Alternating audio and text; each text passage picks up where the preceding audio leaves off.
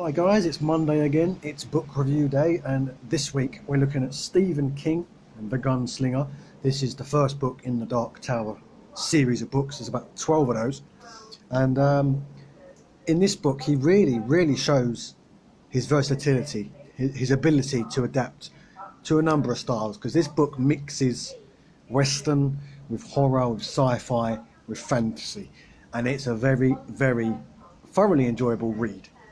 Very fun to read, very intriguing. And what I love about fantasy, because it's primarily a fantasy book, what I love about fantasy is that it can actually give you just enough information to keep the narrative going and keep you absorbed in the plot, but it withholds just enough to keep your imagination filling in the blanks. Because obviously, if you're reading a historical novel or a thriller or a political novel or something that's grounded in reality,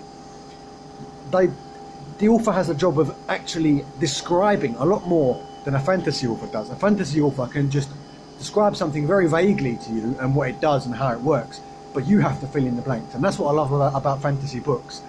They give you the ability to use your own imagination and make the book sort of your own in that respect. Now The Gunslinger follows a man named Roland Gilead, and he's Roland Dechaine, and he's the last of the gunslingers. So typical Western cowboy, draws guns and shoots at people very fast.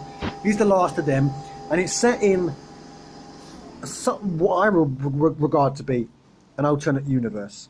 Some people regard it to be a future of our own universe, because the universe that he exists in has some similarities to our own. For instance, the arts and the music that's in the book.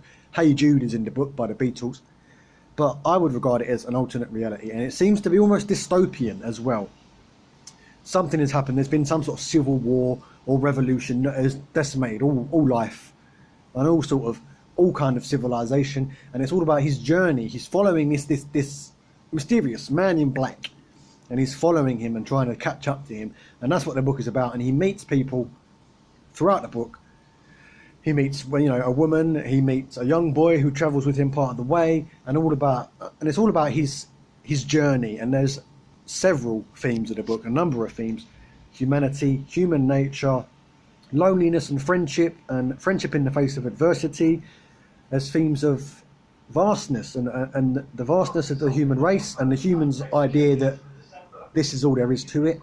This is all there is. The universe, our Earth and our existence is all that matters and all that exists. That's addressed quite late in the book. And Stephen King doesn't shy away from action as well. There's a couple of action scenes in the book. I won't spoil too much for you guys, as ever, but there's a scene in a town called Toll, and there's a massive shootout in that scene.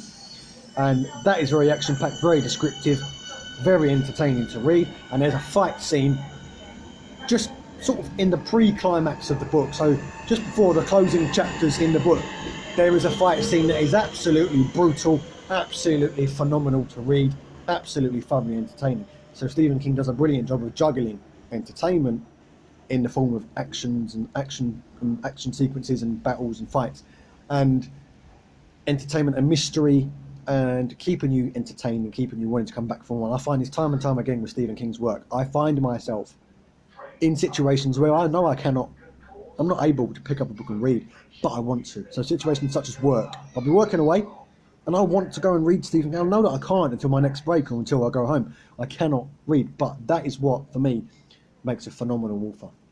And he does really well here. I normally say that Stephen King struggles somewhat with his endings. The Green Mile, he struggled to close that sufficiently, I think. He closed it well in the end, but he felt like he was stagnating towards the end. And Cell, which we reviewed as well, that had much the same feeling. And the last Stephen King book, The Outsider, I said he ended quite well, and this is quite good as well. This ends quite well as well. It doesn't end with a massive battle, with a climax, with a huge fight.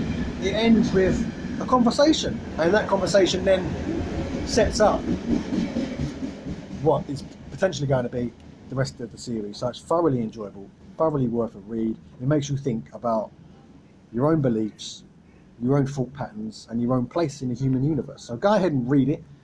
Definitely worth a read. I would regard this a Stephen King classic. So pick it up. That was The Gunslinger. That's book 1 of the Dark Tower trilogy. thanks for watching.